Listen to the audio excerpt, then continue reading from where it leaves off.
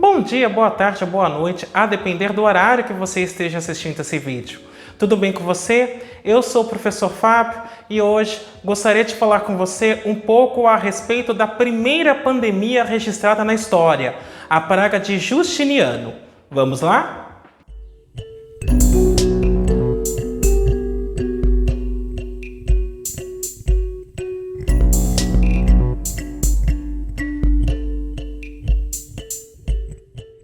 Antes de mais nada, eu vou pedir para que você faça o famoso cucocô. Curte, ou seja, deixa o seu like, comenta, então escreve nos comentários para mim, por favor, se você gostou do vídeo, não gostou, o que você está achando, e compartilhe com seus amigos. Assim você vai estar auxiliando no crescimento deste canal. Além disso, eu vou pedir para que você se inscreva clicando no sininho e desta maneira você poderá continuar recebendo vídeos a respeito dos conteúdos que forem sendo abordados por aqui. Ainda, como o objetivo deste passeio histórico é apresentar a praga de Justiniano, eu não irei fazer aqui juízo de valor a respeito das ações que foram tomadas para combatê-la. Nesse sentido, após assistir o vídeo, escreva aqui nos comentários se você acha que as ações tomadas para combater a doença foram suficientes, considerando o contexto da época, e ainda, escreva aqui para mim se você vê alguma coisa que aconteceu naquela época em particular é o século VI, que está se repetindo agora na pandemia do novo coronavírus. Isto posto, então vamos começar o nosso passeio. Para nós falarmos a respeito da praga de Justiniano, é necessário dizer onde ela ocorreu. A praga de Justiniano ocorreu no Império Bizantino. O Império Bizantino é essa região que abrange parte da Ásia, no tocante onde é a Turquia atualmente, as imediações, um pedaço da África e um pedaço da Europa. O que eu quero chamar a atenção aqui é que até 527 o Império Bizantino tinha um tamanho e após essa data há uma expansão, como você pode ver na diferenciação das cores neste mapa que está aparecendo para você.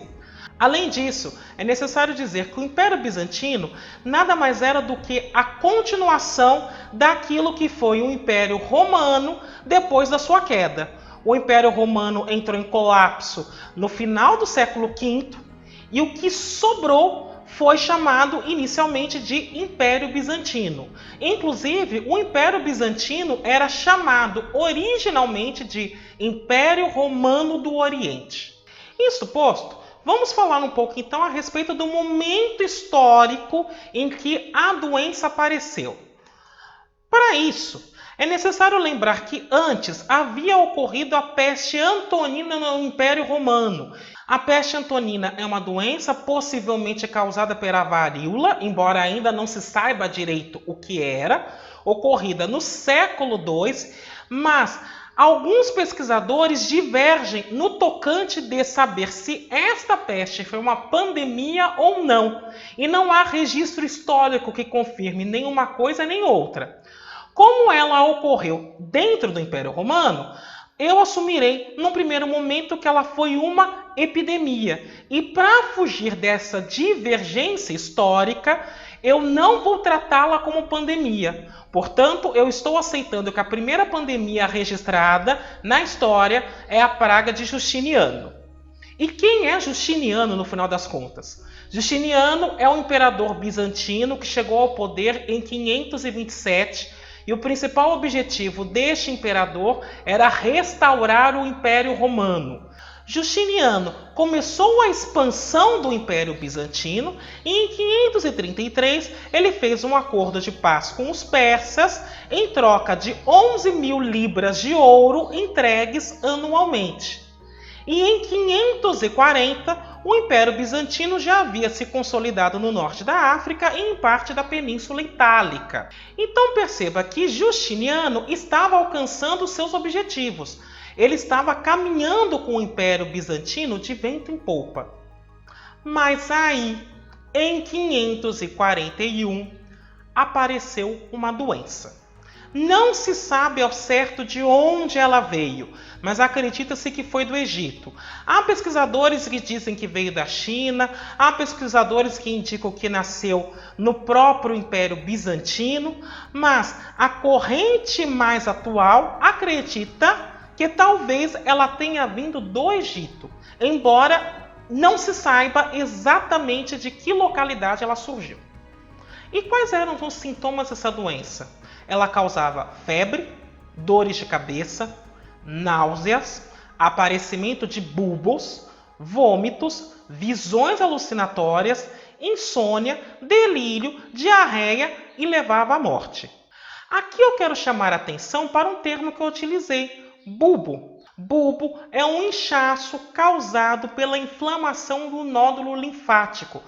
Se você olhar para essa imagem, é o calombo que está aparecendo aí na perna do infectado.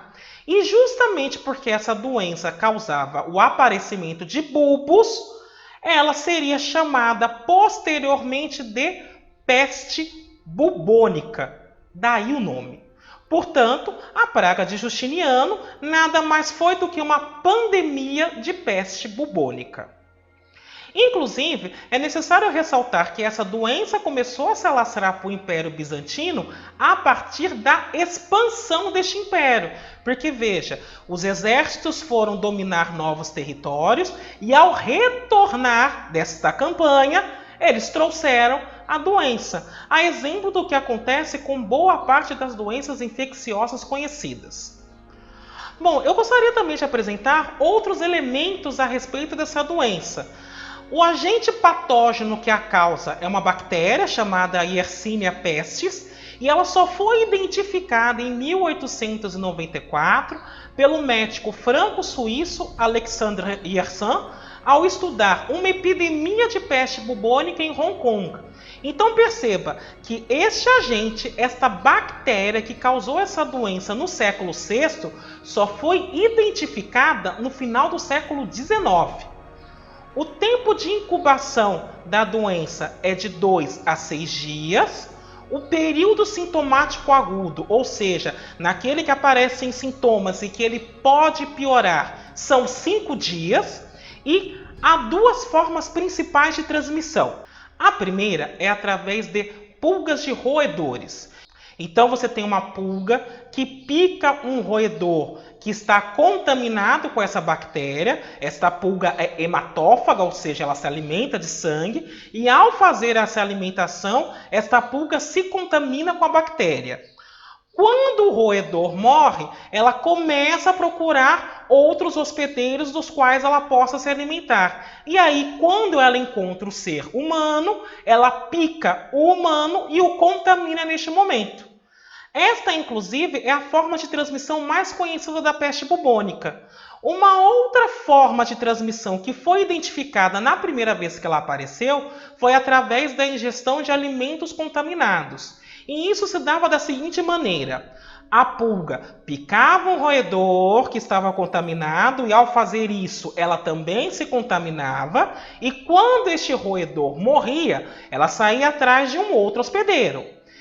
Ela eventualmente não encontrava humanos pelo caminho. Ela encontrava lebres e coelhos. E aí ela picava esta lebre e este coelho, e este animal se contaminava. O homem então caçava esses animais e, ao comê-los, acabava se contaminando. É necessário ressaltar que as noções de higiene e de manejo adequado de alimentos para cozimento só foram começar a ser pensadas a partir do século XVII. No século VI, as pessoas achavam que caça se tratava apenas pelo cozimento, que você podia matar um animal, tirar a pele, tirar o couro e colocá-lo direto no fogo para cozinhar. Ninguém se preocupava com isso. Além disso, a peste bubônica deixa sequelas que são visíveis na atrofia das coxas e língua dos infectados. E por fim, ela tem um grupo de risco, mulheres grávidas. Em geral, a peste bubônica costuma ser fatal em mulheres grávidas. Como é que as pessoas trataram a praga de Justiniano, esta doença que surgiu? A primeira coisa que eu quero dizer é que a medicina à época era incipiente. se sabia pouca coisa. Na realidade, o que os médicos sabiam era tratar de pequenas infecções. Então, os médicos davam um prognóstico da doença e assistiam aos doentes em casa. E os cuidados médicos, que eram incipientes, eram pagos. Inclusive, está registrado que foi utilizado água, vinagre, flores, amuletos, mudanças na dieta e a punção dos bulbos no tratamento da praga de Justiniano. Em particular, eu quero destacar 2 tratamentos bastante peculiares. O tratamento com flores consistia em carregar flores o dia inteiro, porque acreditava-se que a doença podia ser transmitida pelo mau cheiro, que é o que a gente chama de teoria miasmática, que depois caiu com os estudos de John Snow também no século XIX. E no caso da punção dos bulbos, os médicos acreditavam que ao furar os bulbos, a doença sairia pela ferida que surgiria. Perceba uma coisa, nenhuma dessas técnicas tinha qualquer comprovação científica. Contudo, elas foram utilizadas para combater a doença. Em particular, aqueles que não tinham muitos recursos financeiros recorriam frequentemente aos curandeiros cristãos, que praticavam a quirotesia. Quirotesia é o que a gente chama de imposição das mãos. Então, esses curandeiros impunham as mãos sobre os doentes e acreditava-se que naquele momento haveria uma manifestação do Espírito Santo e que isso causaria a cura do infectado. Inclusive, o pai da medicina, Hipócrates, adotou a quirotesia em suas práticas durante muito tempo. Ela só foi abandonada de fato no século XII, quando as pessoas começaram a enxergar esta imposição de mãos como algo vindo do diabo. No decorrer da doença, surgiu um tratado entre Justiniano e o Charles-Roys, o Justo, que permitiu a disponibilização de instituições destinadas a cuidados de saúde, os xenones. Esse acordo só foi construído porque os persas também contraíram a doença. E um fato que é necessário ressaltar é que a doença foi observada pela primeira vez em 541. Este tratado só apareceu 4 anos depois, em 545.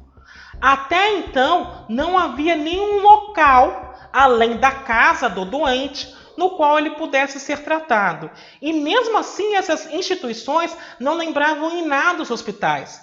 Elas estavam muito mais associadas a casas de repouso ou hotéis, porque a ideia era tirar os infectados do meio da população.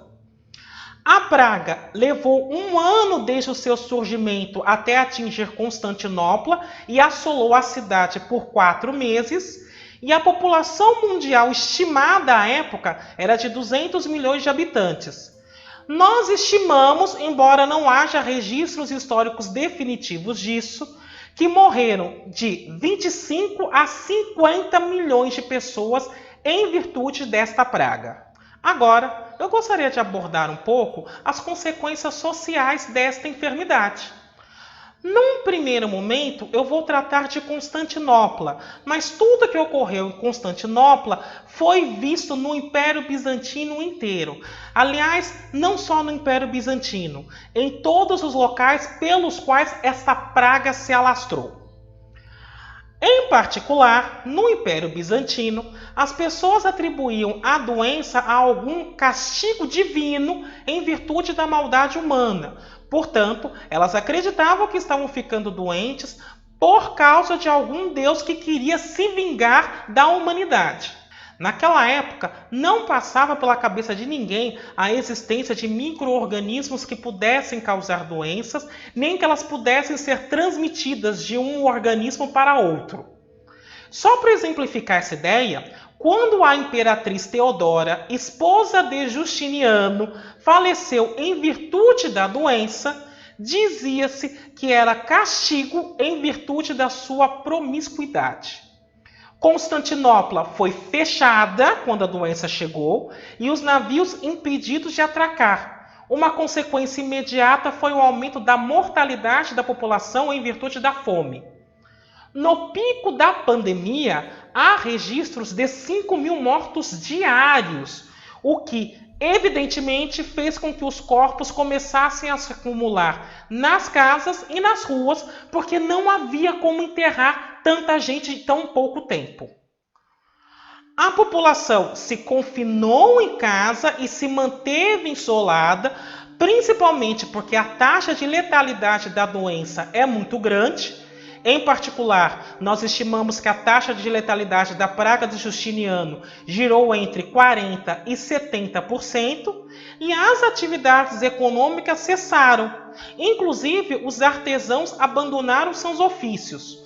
Portanto, Constantinopla sofreu ao mesmo tempo com a doença, com a fome, com a crise econômica e com o trauma que este tipo de evento costuma trazer para aqueles que perdem seus entes queridos. Não havia a organização de serviços essenciais e as autoridades médicas à época sofreram de esgotamento físico e mental. Inclusive, os relatos dizem que muitas pessoas morreram porque não havia mais quem cuidasse delas, porque os cuidadores estavam doentes. Os cadáveres, à medida que foram se acumulando, passaram a ser enterrados em valas comuns ou queimados. É sabido que no pico da pandemia chegaram a morrer 5 mil pessoas por dia, mas no momento em que o número chegou a 230 mil, as pessoas pararam de contar. Elas apenas estavam preocupadas em que fim dar àqueles cadáveres. Os mais pobres tinham as maiores taxas de letalidade, muito embora todas as classes sociais foram atingidas. E só para exemplificar novamente, eu retomo que a imperatriz Teodora, esposa de Justiniano, morreu em virtude dessa doença. Os cortejos e ritos funerários foram suspensos e os pelotões de Justiniano foram para as ruas a fim de assegurar que a população ficasse confinada em suas moradias, bem como garantir o devido manejo dos mortos. Mas os relatos indicam que tudo isso foi feito no mais absoluto pavor, porque ninguém sabia direito do que se tratava a doença. O exército bizantino foi reduzido e no período pós-pandêmico, o Império Bizantino se preocupou somente em manter as suas fronteiras, porque não tinha como expandir mais. Há relatos de que a pandemia durou cerca de 200 anos e se alastrou para além do Império Bizantino. Então, quando eu digo que essa pandemia durou cerca de 200 anos, eu estou dizendo que ela se deslocou ao longo de todo o território deste império. Inclusive, foram encontrados indícios de que pessoas que moravam onde hoje estão localizados Portugal, Espanha, Alemanha, Síria e até mesmo Irã foram infectadas com esta doença. E durante um tempo, após o término da pandemia, ou seja, depois que esta onda passou, as facções políticas rivais abandonaram as críticas mútuas. Isso dá um indício do tamanho do trauma que o Império Bizantino sofreu em virtude dessa pandemia desconhecida. Portanto, só para a gente recapitular, a praga de Justiniano é uma pandemia de peste bubônica, é considerada a primeira pandemia da história, e o imperador Justiniano fez 3 grandes medidas no sentido de combatê-la. Ele incentivou o isolamento das pessoas e por isso colocou os pelotões na rua para assegurar isto. Fez um tratado para construir instituições de cuidados com a própria saúde, muito embora essas instituições não se assemelhavam a hospitais, mas isso foi feito de maneira tardia. E, por fim, ele também colocou o próprio exército e o próprio dinheiro para lidar com o enterro dos cadáveres que estavam se acumulando. Uma última coisa que talvez seja curiosidade é como é que a gente sabe que essas coisas aconteceram. E, em particular, eu vou deixar aqui, só para finalizar a nossa conversa, o relato de Procópio de Cesareia, que hoje é santo canonizado pela Igreja Católica, mas é um historiador que viveu naquele período. E vou ler a impressão que ele teve da situação à medida que ela estava ocorrendo. Então, Procópio relata o seguinte: foi declarada uma epidemia que quase acabou com todo o gênero humano, da qual não há forma possível de dar nenhuma explicação com palavras, sequer de pensá-la, a não ser nos remitir à vontade de Deus. Esta epidemia não afetou uma parte limitada da Terra, um grupo determinado de homens e se reduziu a uma estação concreta do ano. E sim, se espalhou e se alimentou em todas as vidas humanas, por diferentes que fossem as pessoas das outras, sem excluir naturezas e idades, até os extremos do mundo, como se tivesse medo de que algum recanto escapasse. Essa descrição te lembrou alguma coisa? Perceba que nós fizemos um passeio histórico até o Império Bizantino para verificar como aconteceu a praga de Justiniano, a primeira pandemia registrada na história. A praga em si voltaria no século XIV e seria chamada de peste negra. Inclusive, tanto a praga de Justiniano quanto a peste negra são causadas pela mesma bactéria. Mas isso é assunto para um outro vídeo. Em particular, você já sabe o que fazer agora. Se ficou alguma dúvida, você deixa aqui nos comentários para que eu continue dialogando com você. Por hoje é só. Espero que tenha sido proveitoso. Até a próxima!